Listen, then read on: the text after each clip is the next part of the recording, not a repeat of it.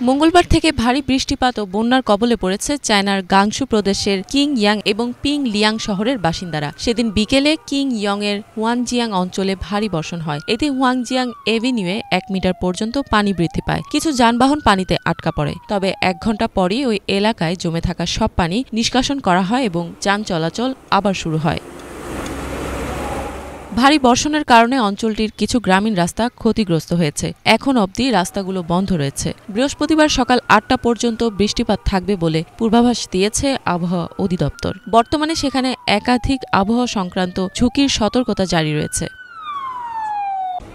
আগামী 24 ঘণ্টা স্থানীয় বাসিন্দাদের ভারী বৃষ্টিপাতের ফলে সৃষ্ট ভূতাত্ত্বিক বিপর্যয় থেকে সতর্ক থাকার পরামর্শ দেওয়া হয়েছে। মঙ্গলবার বিকেলে সানজি আবহাওয়া পর্যবেক্ষণ কেন্দ্র হলুদ সতর্কতা জারি করে।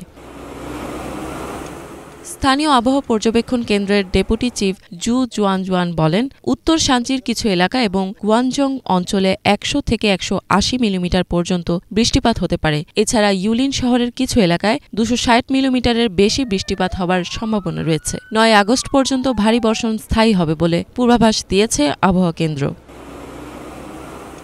ইফাত জাহান, বাংলাভিশন।